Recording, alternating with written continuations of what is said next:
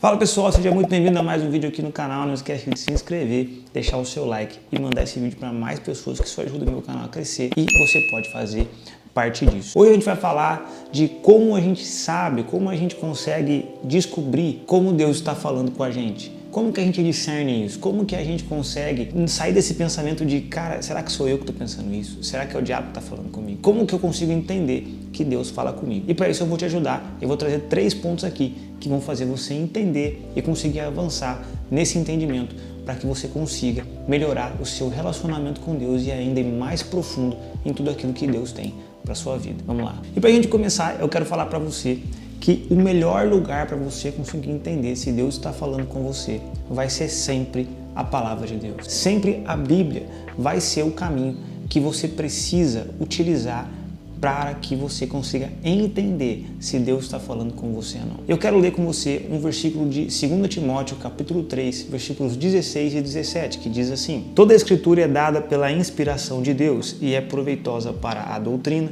para repreender, para corrigir, para instruir na justiça, para que o homem de Deus seja perfeito e perfeitamente instruído para toda boa obra. A palavra de Deus, ela é inspirada por Deus. Não é uma coisa que as pessoas inventaram da sua própria cabeça.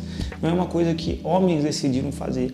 Que se você for, principalmente, estudar os livros da Bíblia, você consegue ver o quanto Deus é soberano, o quanto Deus ele tem controle sobre tudo aquilo que ele está fazendo na terra. E mostrando para nós que através dos séculos são palavras inspiradas por Ele para nos abençoar de inúmeras formas. Então a primeira coisa que você precisa entender é, cara, Deus está falando comigo, deixa eu conferir o que a Bíblia dele diz sobre esse assunto. Então às vezes você está tentando entender de Deus sobre relacionamento e você quer entender, cara, será que é isso? Então eu vou decidir se eu estou apaixonado, se eu estou apaixonada, então é assim que eu vou entender se eu devo fazer isso agora ou não. O que a Bíblia diz sobre isso? O que a Bíblia ensina sobre relacionamento? Eu quero investir, eu quero começar um negócio. O que a Bíblia fala sobre dinheiro? O que a Bíblia fala sobre negócio? O que a Bíblia fala sobre prudência financeira? Você quer fazer algo no ministério? Você quer avançar em algo no ministério? Você pode ler muitos dos livros que vão mostrar homens exercendo o seu ministério, acertando, errando, ficando na dúvida, não fazendo nada, buscando a resposta de Deus para que eles fizessem aquilo que Deus realmente queria. A Bíblia, ela é a palavra de Deus, ela é o melhor caminho para que eu e você não venhamos a errar e não venhamos a fazer as coisas baseados na nossa emoção. Segunda orientação que eu quero te dar é a paz no coração. Vamos ler comigo Filipenses 4:7, que diz o seguinte: E a paz de Deus, que excede todo o entendimento, guardará os vossos corações e as vossas mentes através de Cristo Jesus. A paz no nosso coração, ela é uma promessa de Deus para as nossas preocupações, para as nossas decisões, para tudo aquilo que nos aflige. O versículo 6 vai dizer que antes de você viver preocupado, ansioso pelas coisas, você coloca isso em oração e súplica diante de Deus. E essa paz de Deus, uma resposta de Deus para nós, é uma paz no coração. Mas aqui existe uma coisa, muita gente erra aqui por causa dessas questões que contradizem a palavra de Deus. A pessoa, ela quer tanto uma coisa, ela quer tanto aquilo, que às vezes a pior coisa que você pode ter é receber aquilo que você quer. Às vezes você quer tanto um namoro, você quer tanto um relacionamento, que é justamente isso que te afasta de Deus. Às vezes você quer tanto prosperidade, tanto riqueza, te afasta de Deus. Você quer tanto sucesso ministerial, é o que te afasta de Deus. São coisas que a gente diz que a paz está ali, mas sem perceber que aquela paz, ela na verdade está rodeada de emoção. Então, Guilherme, como é que eu faço? Cara, oração e súplica, relacionamento com Deus, mas também você lê a palavra. Você precisa juntar essas coisas, elas não podem estar separadas, não é só ou eu vou ler a palavra ou eu vou orar. Ou eu vou orar e vou colocar diante de Deus. Não pode ter essa divisão, elas precisam trabalhar em conjunto. Então você lê a palavra, entende o que a Bíblia diz sobre isso, como que a Bíblia fazia aquelas coisas, como que a palavra nos mostra de antemão para que a gente faça. E agora eu vou colocar isso em oração. Uma das melhores coisas que você pode fazer quando você não sabe o que fazer é não fazer nada. É só ler a palavra e orar. Existem momentos que a gente precisa tomar ação, mas existem momentos que nós não devemos fazer nada. Nós devemos só ler a Bíblia, orar e colocar isso diante de Deus e deixar que essa paz, essa presença de Deus, ela vá nos guiando, ela vai nos direcionando. Às vezes você está num momento em crise na sua casa, precisando de dinheiro, às vezes está faltando dinheiro para sua família, dinheiro para os seus filhos. Então você lê a palavra de Deus e vê que ele fala, não, eu não deixarei o justo mendigar o pão. Você vê um outro versículo que diz que dentro do fruto do ventre da mulher haveria uma bênção de prosperidade, uma bênção que alcançaria a família, que alcançaria os filhos. Você fala, cara, eu vou confiar no Senhor. Eu vou confiar que Ele vai responder. Então você juntar essas duas coisas, você juntar a palavra com a oração e súplica, faz com que a paz de Deus venha no seu coração e você, mesmo sem entender, porque ela é uma paz não como o mundo dá. A Bíblia diz que é uma paz que excede o entendimento, que vai fora do entendimento, que vai fazer pessoas descrentes dizendo para você, cara, você é maluco, isso não vai acontecer, você não pode ser desse jeito.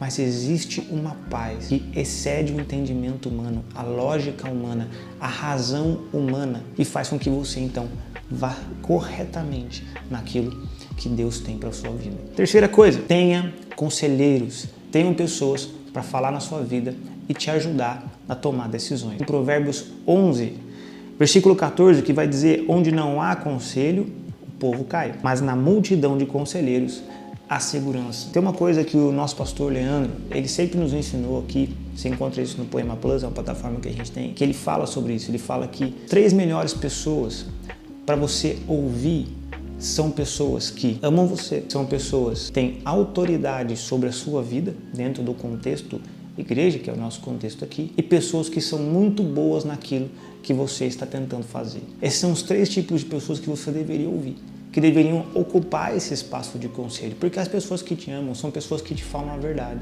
não são pessoas bajuladoras, não são pessoas que vão ficar ali dizendo coisinhas para você que às vezes vão te entristecer, porque elas vão te falar a verdade. Às vezes você quer começar um namoro, a pessoa fala, cara, mas de novo, só esse ano já é a 10ª pessoa que você quer namorar. Pô, cara, você vai começar um negócio, o que você sabe sobre o negócio? Você não estudou nada. É aquele pessoa que ela tem uma intimidade com você, que ela acaba dizendo uma verdade muito dura na sua cara, mas porque ela ama você, ela te conhece, ela vive com você. Pode ser sua esposa, pode ser seu pai, pode ser sua mãe, pode ser seu filho. São pessoas que estão próximas de você e que vão te falar a verdade. O segundo tipo de pessoa são pessoas que têm autoridade sobre a sua vida. Às vezes um líder de uma célula, de um GC, como a gente tem aqui na igreja, às vezes um líder de ministério, às vezes um pastor, pessoas experimentadas e maduras, pessoas que também têm uma comunhão com Deus e elas podem nos orientar, elas podem nos aconselhar.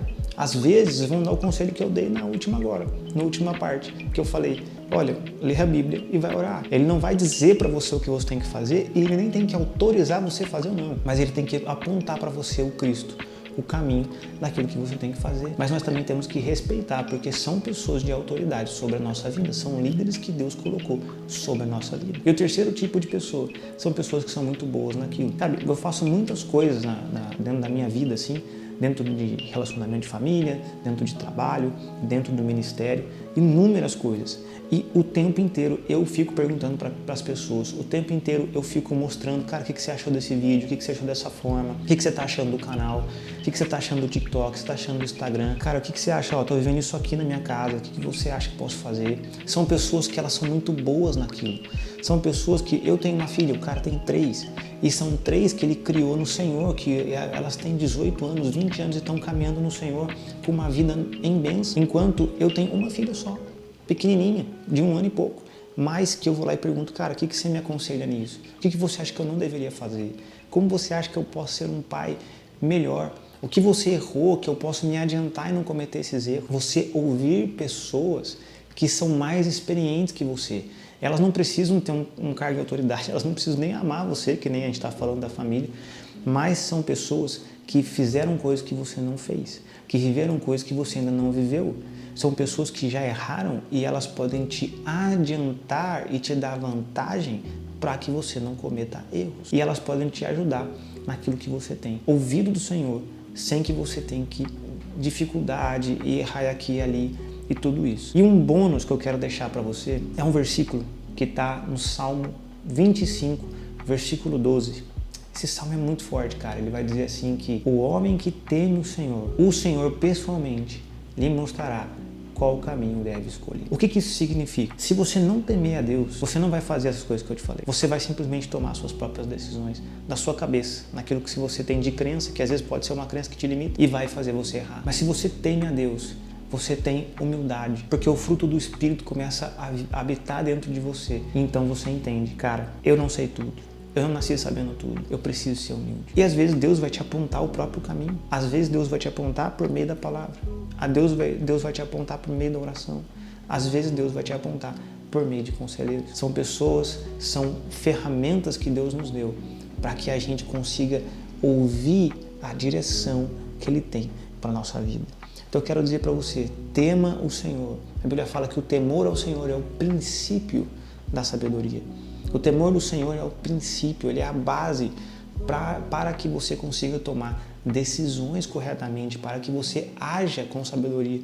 Porque às vezes você até ouviu Deus, mas a Bíblia vai dizer que existe um tempo. Você ouviu o tempo de Deus, cara, faz isso. Você está lá fazendo. Mas a mesma Bíblia também diz que existe um modo. Eclesiastes 8, versículo 5 vai dizer que existe um tempo e um modo para as coisas. Então nós precisamos ser humildes, temer o Senhor e ouvir as pessoas, as que nos amam, as pessoas que sabem mais que a gente e pessoas que nos lideram. Precisamos buscar na palavra e precisamos buscar em oração, colocar diante de Deus aquilo que nós estamos tentando, aquilo que nós estamos buscando, aquilo que nós estamos entendendo dele, que é o caminho que nós temos que seguir. Beleza? Deus abençoe você e até a próxima.